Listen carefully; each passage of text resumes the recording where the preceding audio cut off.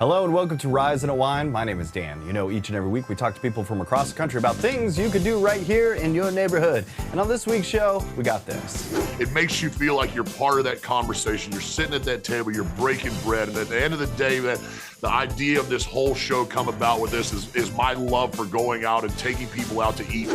All of that and more right here on Rise Unwind. Do you ever wonder what happens when love, family, and small town drama all collide? That's the heart of my life with the Walter Boys. After a whirlwind first season, the story is back with even more twists, tension, and second chances. Joining us are Nikki Rodriguez, Noah LaLond, and Ashby Gentry, better known as Jackie, Cole, and Alex, to talk about season 2 and now streaming on Netflix. Welcome to the show, you three. How are you? Thank you. So good. Good, thank you. All right. Nikki, your character Jackie went through a lot this season. How does she approach coming back to Silver Falls after spending the summer in New York? Yeah, I think, when she comes back to Silver Falls this time, I think she's ready to kind of face things head on a little bit. And I think she just wants to be like the perfect version of herself to kind of just make up for her past in a way. So I think that's her overall goal this season. And Noah, Cole is stepping into a new role at school this season. What's it like to explore that side of him, and how does it affect his relationships? Yeah, I think it was fascinating to step into that new side of him, because I think it's a version of himself that's taking ownership over his life. After throughout season 1, there was a lot of directing blame on other people and kind of self-sabotaging. So I think, taking ownership of your path and allowing, that growth to happen and start to prepare to be who you want to be for other people in your life, your family, the people who you want to show up for. So that was it was a cool turn to take. Ashby, and your character, Alex, seemed to have changed a lot since we last saw him. How did you prepare to show that growth, especially with his focus on rodeo training? Well, I listened to a lot of cowboy podcasts and watched a lot of YouTube videos and walked through the park a lot. And the rest of it, you'll have to see on screen. Yeah. The show is based on a beloved book, and it's taken a life of its own. What's been like interacting with fans and hearing from them and seeing how connected they are to your characters and the story? I mean, it's been an absolute dream come true. I think you always hope that you're bringing the character, like you're doing justice in a way. And so it's just been really lovely, the response. And is there anything that you are expecting or would hope that your audience will take from season 2? Yeah, of course. I think I hope that they would take it. I hope that they would to take away some of the lessons that are to be yourself, to love hard and love your family, and just know that if tomorrow doesn't work out, the next day is always there. All right, I want to thank you three for joining me this morning. Season 2 of My Life with the Walter Boys is streaming now on Netflix. Make sure you watch and catch all of the drama that's been unfolding in Silver Falls. Thank you three for joining me. Thank you. Have a good one. Have you ever wondered what it takes to turn a classic story into something that feels fresh for a new generation? A Woman of Substance tells a story of Emma Hart, a woman who rises from humble beginnings to become one of the most powerful business figures of the 20th century. So joining us today are Jessica Reynolds and Brenda Blethyn, who play Emma at different stages of her remarkable life. Welcome to the show, you two. How are you? Hiya. Good, Thank you. All right, so for viewers who may not know the story, what is it about Emma Hart that has made a Woman of Substance such an enduring character for generations? Well, it's a wonderful story of rags to riches, really, in a nutshell. A woman who rises from poverty against all the odds to become the richest woman in the world. And she's driven by a sense of justice and to get revenge on people who did her wrong. What she said. And Jessica, we first meet Emma as a young woman with enormous ambition. What drew you to her, and what was the biggest challenge in bringing that version of Emma to life? I think it's just such an inspiring story, and to have a period piece that is also from a working class woman's perspective is quite rare, and to see her kind of grow and evolve into this larger than life version of herself, you know? Like, I can't imagine her ambitions were to be the richest woman in the world, but it happened for her. And I think that's because of the traumatic background and the difficult background that she comes from. And it just shows the strength of those communities and people from those backgrounds. So that was very alluring, yeah. And Brenda, you play Emma after she's built this incredible empire. What do you enjoy most about stepping into such an iconic role? The costumes. The makeup. After playing DCI Vera Stanhope for 14 years, it's quite nice to get out of the Mac and the hat and the grotty old house she lived in. But she's such an iconic character, and some people would say not particularly sympathetic. I often play sympathetic characters, so this was a bit of a diversion for me, and I thoroughly enjoyed it. Even though you two are playing the same character at different ages, what conversations did the two of you have to make sure Emma felt like the same person throughout her journey? Zero. Okay. I think like that there's such a distance between them, not only in age but also in experience. Like, I think one of the biggest points is that she becomes a completely different person, and it's up for the audience to decide whether that's for the better or not. And Emma refuses to accept the limitations society places on her. Why do you think her story still resonates with audiences today? Because there's still a bit of a discrepancy between, equal wages between men and women. I bet a female engineer doesn't get as much as a male engineer, and in lots of professions there's not equality, and there should be. Hey, I want to thank you two for joining me today. A Woman of Substance is now available on BritBox. For more information and to learn more about the series, visit BritBox.com. Jessica, Brenda, I really want to thank you two for joining me today. Thank you. Thank you. Thank you. Some stories don't fade with time, especially when they involve trust, friendship, and betrayal. The new 3-part Hulu docuseries, Friends Like These, The Murder of Skylar Neese, revisits the 2012 disappearance of a West Virginia teenager and the shocking truth that followed. It's a story told through social media, personal interviews, and voices closest to the case. So joining us this morning are director Claire Titley and former FBI agent and polygraph examiner Dr. Rob Ambrosini. Thank you two for being here. How are you? Thank you. Good. Thank you. All right, Claire, what stood out to you about this case and what made you feel like it needed to be revisited now, more than a decade later? I think one of the things that made me that was so kind of shocking about this case when I first kind of looked at it was the fact that it's 2012 and it's quite a unique era in a way for social media, because it was that era where social media was new. It was kind of a new frontier. It was the kind of Wild West though as well. And teenagers were experimenting with it. They were just putting their entire lives online. They didn't have the hindsight that we have now about kind of, what could possibly go wrong. But also it was an era where adults weren't really looking at social media. So nobody was kind of checking up on them. There were no sort of checks and balances. And that makes that generation of teenagers at that kind of time particularly unique. They're almost like the guinea pigs of social media. And the series used Skylar's own words and social media posts that you said. How did that storytelling change the ways this story unfolds for viewers? I think it was really important to us to try and give Skylar a voice. We didn't want her to just be a kind of a plot point in a true crime, where she's just the kind of victim and has no voice. We really wanted her to have agency in telling her own story, which is harder than it sounds, obviously when she's gone. But she left behind this incredible sort of archive of tweets, of digital messages, but also her own writing as well.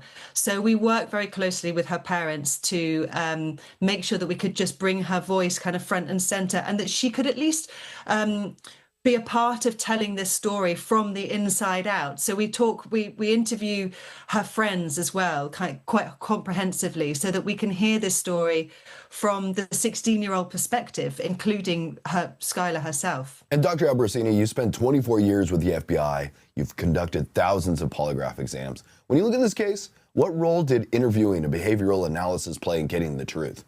Well, interviewing really played a significant role. And long before I became involved in the case, the two young girls, they were interviewed by case agents, state troopers, local police investigators.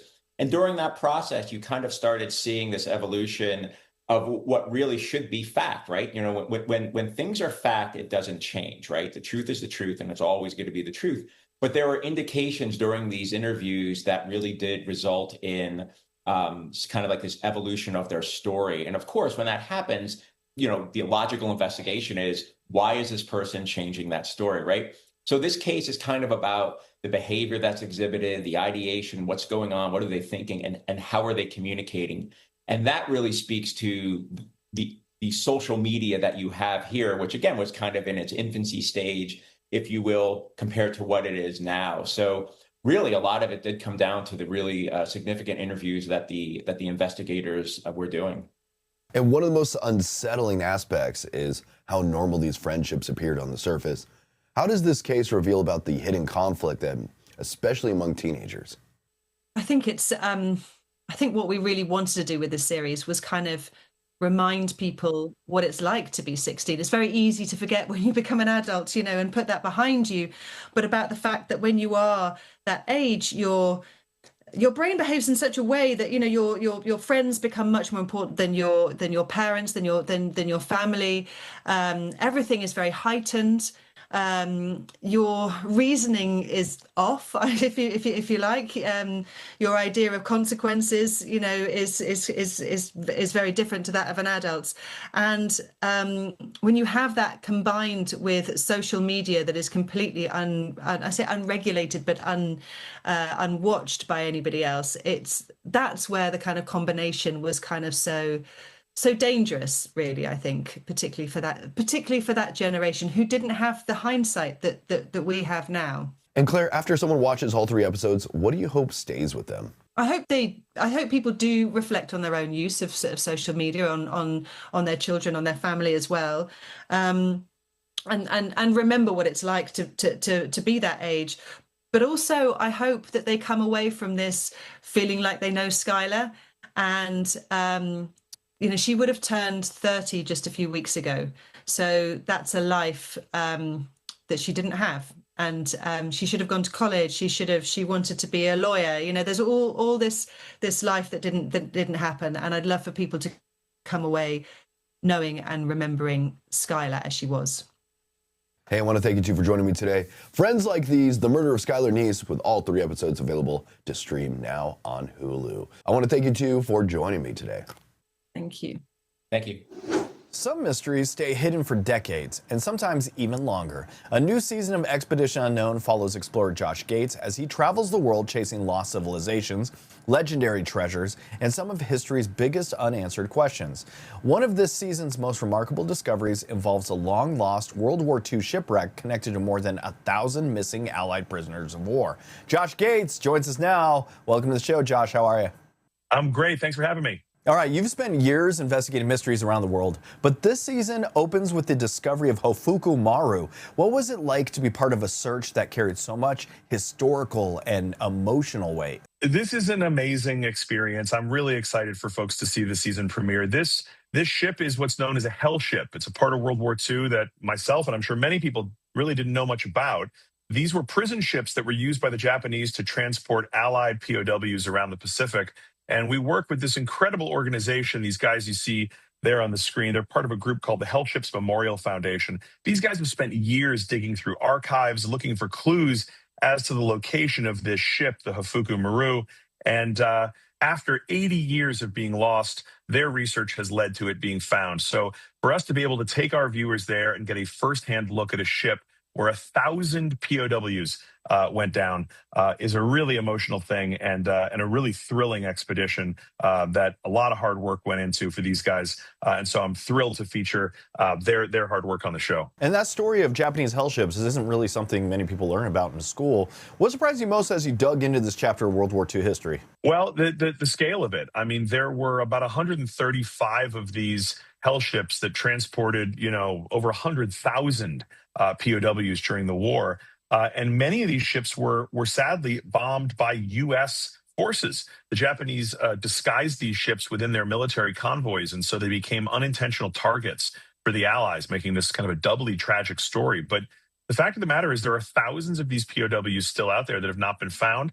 And so this is an opportunity to really fulfill that promise of no man left behind, right? And to go and search for them. They've been waiting all this time. So really shocking numbers of people that are still out there, and that there are still big discoveries like this to be made from World War II. So really exciting stuff. And your team helped locate a wreck that had been lost for more than 80 years. Can you walk us through how modern technology and old archival research came together to make that discovery possible? Yeah, so the real crux of the discovery is the good old-fashioned sleuthing that was done by this researcher, John Dureski, who's part of the Memorial Hell Ships Foundation. This guy went digging not just in the American archives, but in the Japanese archives. And it was the Japanese archives that offered a clue as to where this ship sank. Many people thought that it sank about 30 miles away from where it was found. Using that research, sonar survey was done. A wreck was located on sonar. We then went out and dove down to really get eyes on this wreck and to begin photogrammetry, which is a photography scan of the wreck to really see it from all angles and to kind of bring it back to life in a way. So yes, it's this combination of good old-fashioned detective work and some high-tech tools. And this season also takes viewers from underwater wrecks to ancient civilizations, hidden tunnels, and lost treasures. Was there one adventure that pushed you furthest outside of your comfort zone? Oh, I mean, we go to Mexico in this season searching for the story behind one of Mexico's oldest civilizations, the Zoque. They went way out into the jungles in the Chiapas region of Mexico. This is a really wild part of the Mexican interior and huge caves, huge cliffs. So going underground in Chiapas into the world of the Zoque was hugely demanding, but also just about as exciting as you can imagine. Going out into these caves that nobody has explored to find artifacts that have been sitting down there, offerings that have been sitting in the dark for centuries. And after all these years of exploring the unknown, what keeps you chasing the next mystery, and what can viewers expect from this new season? I think it's the same thing that had me interested in this when I was watching The Goonies as a kid. These stories are just naturally incredibly engaging. What kid doesn't dream of finding pirate treasure, secret tunnels, lost civilizations? These stories just have such a natural hook, and they're real. This is real history. And so I think for me, I'm like a kid in a candy store out there. The opportunity to go and explore these stories is the thrill of a lifetime. And to share that with our viewers is really what it's all about. You're also going on a live tour from city to city across the country. What can we expect from your show? Yeah, so an evening of legends and mysteries and adventure. If you're a fan of the show, it's an opportunity to dig a little deeper, go behind the scenes. And if you're just finding the show, but you love adventure, and who doesn't, it's a chance to listen to some awesome myths and legends and stories. And so folks can get tickets to that at joshgates.com. It may not be listed yet. Those shows will be coming very soon onto the website there. But it will be an awesome evening of adventure for the whole family. So if you have kids that are into adventure, or if you grew up as a fan of Raiders and Goonies and all that stuff, it's going to be a super fun evening. Josh Gates, I want to thank you for joining me today. For more information on Expedition Unknown, episode schedules, and behind-the-scenes content, visit discovery.com. And for tickets to Josh Gates' live show, visit joshgates.com. Josh, I want to thank you for joining me today. Hey, thank you so much. Good to see you again. Some people travel for the sights, some people travel for the food. Braun Strowman does both and usually orders enough for the whole table. The WWE superstar is back for another season of Everything on the Menu, where he visits some of America's best food cities, meets local legends, and tries everything from neighborhood favorites to high-end dining spots. Joining us now is Braun Strowman. Welcome to the show, my friend. How are you, my friend? Oh, I'm fantastic. Just, the season is just unbelievable, man. It's truly cool to see the evolution of where we've gone from season 1 into season 2 with having the guest on the show. My production team in post-production did such an amazing job of filming this and editing it. It really, it makes you feel like you're part of that conversation. You're sitting at that table, you're breaking bread. And at the end of the day, that the idea of this whole show come about with this is my love for going out and taking people out to eat food, getting them to try new experiences in the culinary culinary arts and walk of life, and just have fun. Food is a vessel to bring people together for, to get them together at the table for conversation.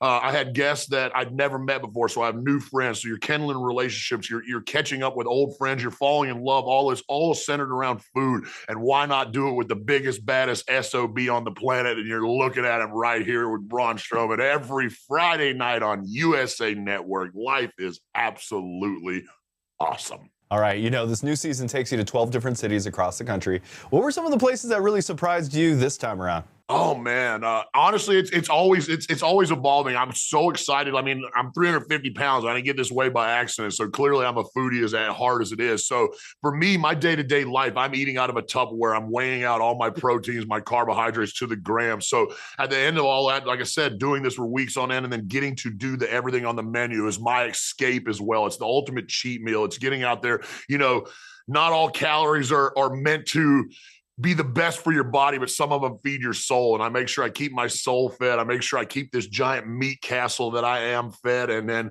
making memories and putting smiles on people's faces. At the end of the day, that's what I love doing. That's what I truly believe I was put on this earth to do, was to entertain and make people happy. And I'm enjoying and loving it along the way. That's killer. When you spend years traveling for WWE, but the show gives you a chance to experience cities like on a completely different way, what do you learn about a place when you sit down and just share a meal there? It's really neat because how the format of the show with doing the 2 restaurants every episode, and that first half of the show being the signature dish for that city, for that region, and shining a light, proverbial light, on some of these older restaurants that have been around. All those restaurants I do are 40, 50, 60, 70 years. And, some of them aren't up to date on their social media games and all this. So being able, and then knowing what we did in season 1 of having some of the highest, if not the highest demo ratings in that 18 to 44, is now knowing that these generational restaurants are getting seen by the next generation. I've talked to people that went to some of these restaurants and they live in the town of, like, it's been there for 6 years. I didn't even know this restaurant was here. So hearing those stories, seeing prime example, Beefy King in Orlando is a roast beef sandwich shop that I went to in season 1. It's been open for almost 60 years. Every time I've gone there since we did that episode there, you can't even get into the parking lot. Before I headed out to start all the crazy media tour and all this other stuff, getting ready season 2 premiere that just happened June 5th. Walked in and there was 4 people standing in line that had saw the rerun of the episode the night before. We're in Orlando on vacation. We're like, we have to go to BB King. I walk in, their eyes lit up. No way you're here. They ordered my custom sandwich on it that they put on the menu. So it's really cool to see this resonating with the fans and continuing that buzz and, helping breathe life into some of these restaurants that have been around for a long time that aren't forgotten, but just somewhat aren't, the forefront of the food scene. And then the other half of the restaurant where I go in and do everything on the menu, that's where, you get this opportunity. These restaurants have this opportunity to show their full Rolodex to all the clientele and customers and foodies alike out there. And while all the great food shows that have been before me and stuff like that, you've got to see a little bit of here and there, 1, 2, 3, maybe 4 dishes. So with being everything on the menu and seeing this whole, here's my cards, here's what this restaurant has to offer. And then sitting down now, season 2, having a guest with me and being able to have the debates back and forth. What do you taste in this? How do you understand? What is your palate telling you? And then with mine as well. And then having the conversation, talking about life and everything else in between. And it just makes for, all honesty, I wish the show was longer. I think 30 minutes isn't enough. The season features a pretty incredible mix of guests, from comedians to musicians to athletes and fellow WWE stars. And hopefully next season you bring in bad TV hosts of local TV shows. I'd be happy to have lunch with you. Everybody likes to eat. Let's go. And don't put yourself down. We don't do that. Lift yourself up. You're a great TV host. All right. Who else brought the most unexpected energy to the table? Oh my goodness. Without telling too much, because you got to tune in live every week to watch, I can't be giving away too much. Honestly, it was special every episode. It's so cool because I had so many different walks of life and hearing people's stories and their backstories and what's got them to where they are, what continues to keep them pushing and evolving, and then what their love is for food. It was so cool to see people, starting to understand, or some of the guests that I had, I didn't know they were such foodies. So it's really cool to sit there and have that conversation, because that's the fun thing about food is everybody, it's a little different to everyone, and it's having that opportunity to have that conversation. And like I said, that food is the whole reason that it brings people together. So why not celebrate and eat everything on the menu? Excellent. After visiting all these restaurants and meeting the people behind them, what do you hope viewers take away from the show just beyond, just getting hungry watching you eat? I think the biggest thing for me is trying to get people to step outside their normal comfort zone in their foods. I've discovered my motto in life is I'll try anything twice to make sure I don't like it, especially in the food space. So there's not much at this point that I haven't consumed in my life. That was the blessing that I had with being a WWE superstar for 12 years, traveling all around the world, getting to try so many different walks of life in the culinary space and falling in love with the different cooking techniques and the fusions and the ingredients and all that. And now with everything on the menu, almost every episode, I'm pretty sure, if not, it was few and far between, but I got the guests to try foods that they'd never tried before. So I'm hoping with my blue collar approach, and I'm not educated in the culinary arts. I've just been blessed to travel around and get to eat a lot. I mean, 350 pounds didn't happen by accident. And I guess the Lord blessed me with this giant tongue with a bunch of extra taste buds or something like that. I don't know. But that just being said, man, life's so cool, man. It's really neat. Like I said, getting to catch up with some of my friends, get to meet these new personalities and share bread and just talk about life. It just makes for a good time. Braun, it's a pleasure to have you on the show. For more information and to catch new episodes of Everything on the Menu, check it out Friday nights on USA Network or head to usanetwork.com. Braun Strowman, thanks for hanging out with me, my friend. If you love finding a great deal, this is your week. National Bargain Hunting Week is all about stretching your dollar and discovering unexpected bargains. Let's take a look. Ollie's, the official destination of National Bargain Hunting Week, where you can give your home a reset, get ready for fall, or stock up on everyday essentials. You'll find bargains on brand names you know and love with up to 70% off the fancy stores. From food and cleaning to housewares, seasonal, books, and more, Ollie's is America's fastest growing closeout retailer, making it easier than ever to score incredible savings. Inventory is always changing, so every trip has new deals and finds around every corner. Here are some great vacuums and brands you could find. Stock up on Fabuloso for $3.99 instead of $4.99, plus Mr. Clean Magic Erasers at more than 20% off fancy store prices. Get your home fall ready with fall wreaths for $19.99. They're priced $29.99. Fall gnomes, $4.99 versus $9.99. For outdoor projects, grab Steelton garden hoses for $14.99. They're priced $17.99. Then refresh your home with decorative pillows for just $9.99 compared to $39.99. You can also make the most of the last few days of summer with Aquamate 25-pound chlorine tablets for $99.99. They're priced $134.99. Wow! Head to Ollie's and discover why shoppers love finding good stuff cheap. Ollie's has daily deals for every day of National Bargain Hunting Week, August 10th through the 16th. Check back each day to see what the daily deal is to make sure you don't miss out. Learn more at ollies.com.